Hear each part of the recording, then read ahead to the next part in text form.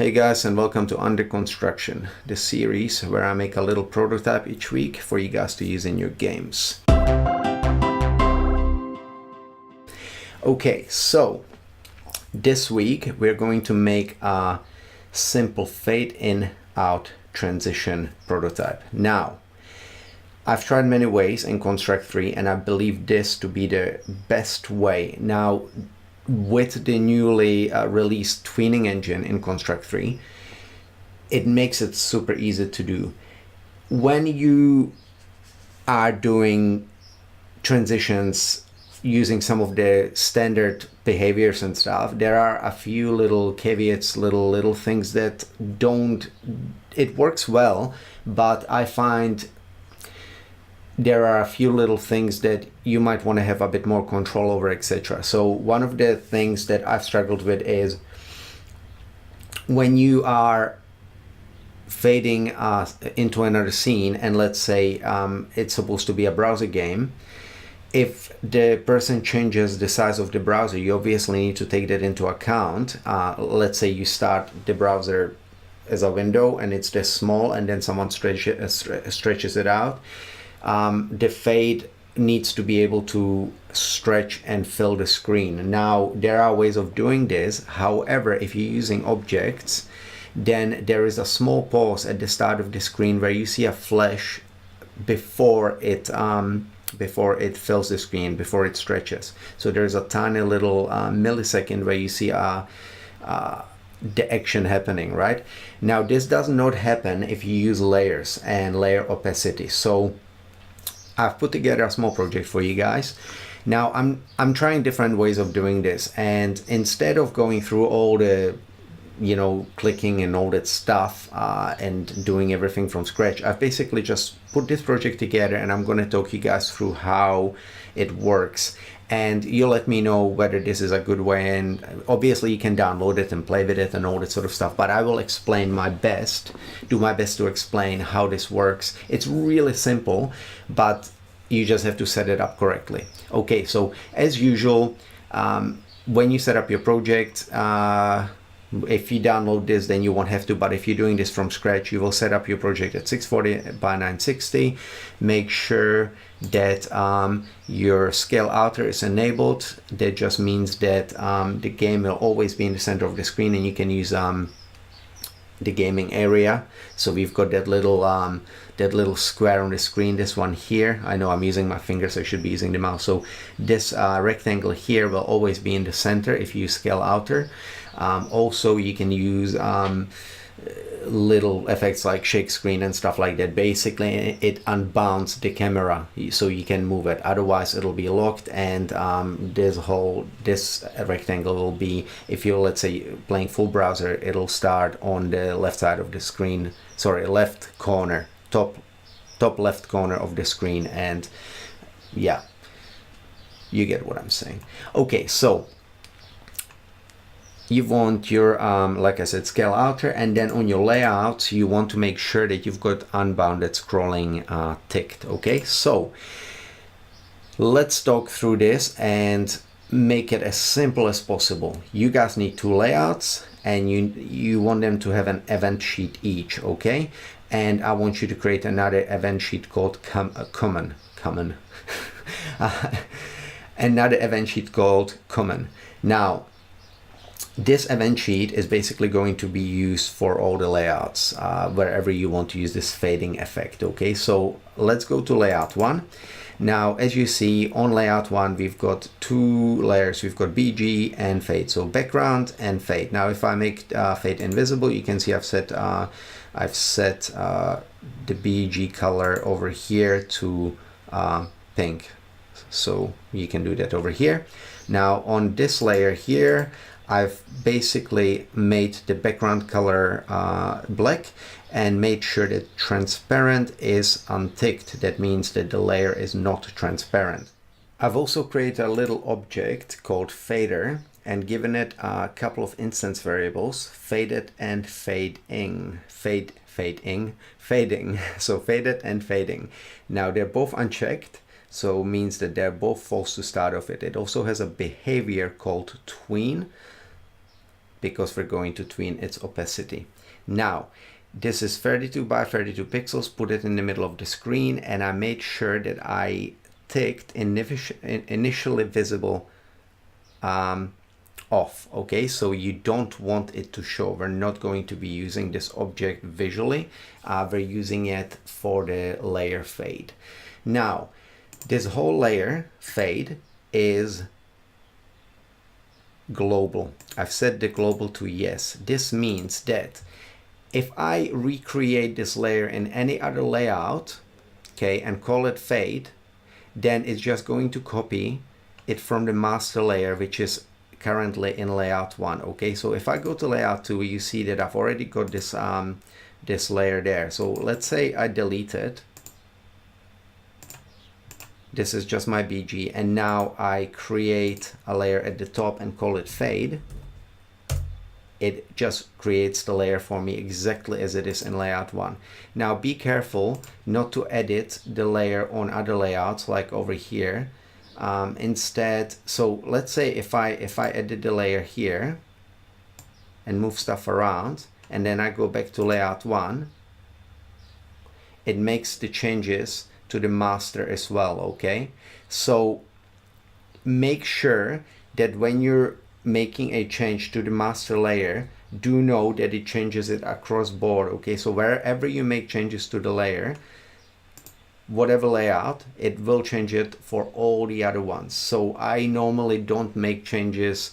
It's just like a little habit where I go back to layer layout 1 or my master my master layout, and I make the changes there, because then I know, okay, that's what I want to happen and all that. You guys do it how you need to. I'm just sort of talking about my little rules that I've set up for myself.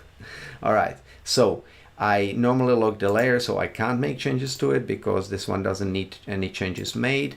And now if you go to event sheet, we've got layout 1 has event sheet 1 and layout 2 has event sheet 2. So as you see, there's barely any code in here and barely any code in here. Now all the code, which is not much, is in the event sheet command.